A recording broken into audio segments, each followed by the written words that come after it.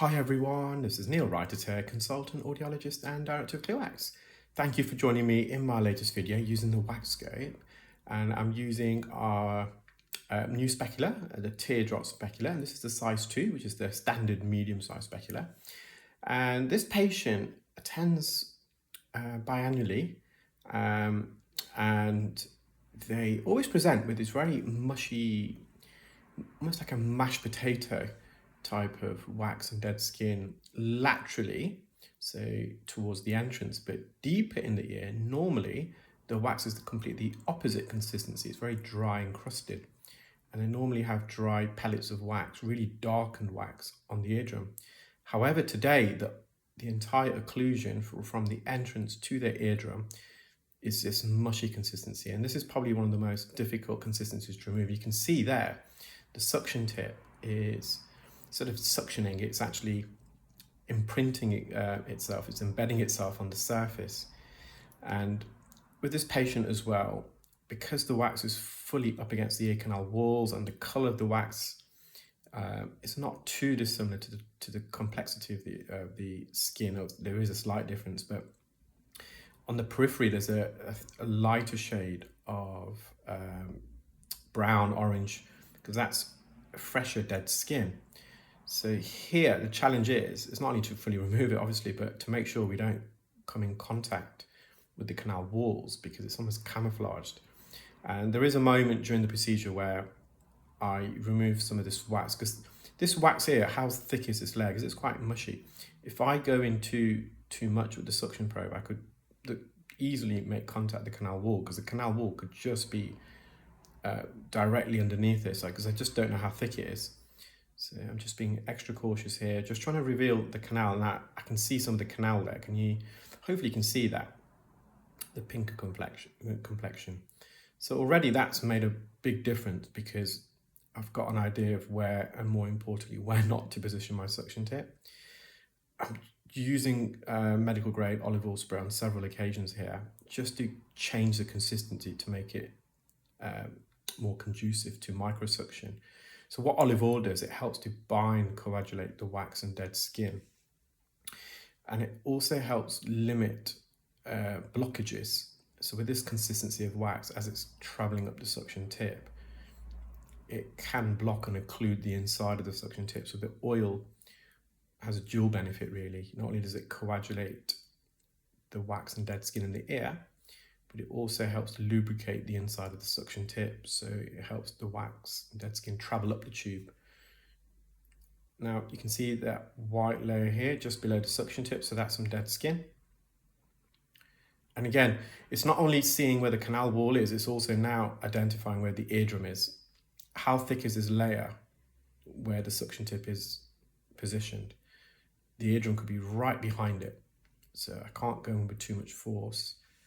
And in fact, you could be mistaken to mistake that piece of skin on the right as the eardrum, because it's got a similar consistency. It's a lightish tinge of blue, and that's kind of what the eardrum can look like. And initially I thought that layer of skin to the right, it's out of view at the moment, but that was actually the patient's eardrum. So, and it's not though, it's actually some dead skin. So again, just trying to lift this away. So this wax is in the anterior recess. So I'm just trying to go around, so just going a bit higher up to the anterior canal wall. You can see a bit of the canal wall there to the right. Then there's some skin coming away again. And the skin is highly reflective, so you can get a bit of a glare. So it's one of those cases that you have to just be really, really patient with. So you can't use a hook, can't use forceps. A curette is just going to smear this, and also this is up against the eardrum. So how deep do I position the curette? Because you want to get, with a curette, you have to get behind the wax. Same with a hook to extract it. With the suction, you can't go behind, you have to go to the surface, and that's the big difference. Probably never explained it in that way in the past. So sometimes people ask, why did you use suction opposed to the curette? So when you've got wax and dead skin impacted against the eardrum, or very deep in the ear where you don't know how thick that layer is, if you pass the curette or hook behind that, you could come in contact with the eardrum, or side of the ear canal wall, especially if they've got underlying pathologies like exostosis, which are bony nodules due to cold air or water exposure. So we don't want that.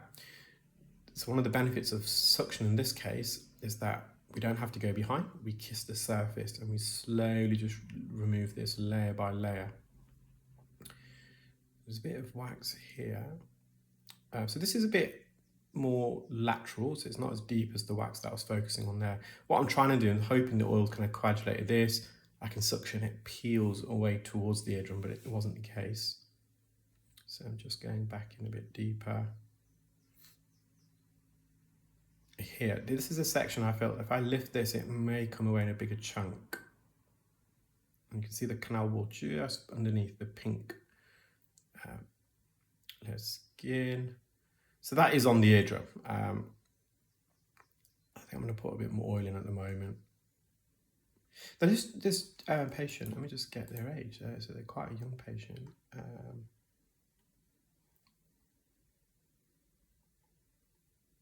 think I saw them yesterday actually. Let me just go on the whole date. 15. They're 15 years of age. And they normally attend, I say biannually, it could be every 4 to 5 months, it could be 3 times a year actually. And it's just this there right ear. The left ear is fine, and they've obviously been seen by ENT, we've made referrals in the past, and they suspect it's psoriasis, which kind of causes inflammation and a higher turnover of skin, and that skin fails to migrate, and it can get humid in this kind of condition and become mushy. But as I said, for the last couple of years, this bit that I'm removing now, so you can see the eardrum to the left, that is the eardrum, the blue tinge to the left of the wax. But in the past, this has all been really dry and crusted, which makes it so much easier to remove. This is like, again, wet plaster on a wall. It's splattered almost. So we're having to go on to the surface again and slowly remove this off the eardrum. So this was a bit darker to the right hand side, so that's in the anterior recess. They did have a slight retraction of the eardrum. You'll see the hammer bone, the malleus, the top section, the short process, which has got almost like a sphere. It was kind of protruding outwards, and the main body of the eardrum, the pars tensor, was a bit sucked in. They have got a bit of a sniffle at the moment. See this, you can see the eardrum flex as well, because it's mushy, it's stuck to the eardrum. So as we're pulling it, and the oil helps to kind of trying to separate that from the eardrum, but the suction does attract the eardrum on a couple of occasions, so it does flex. The patient doesn't feel it, it's not uncomfortable. So this is in the inferior recess. Managed to remove that. So we can see the southern hemisphere, the inferior portion of the eardrum, and also the posterior there on the left-hand side. You probably saw the eardrum flex there a moment.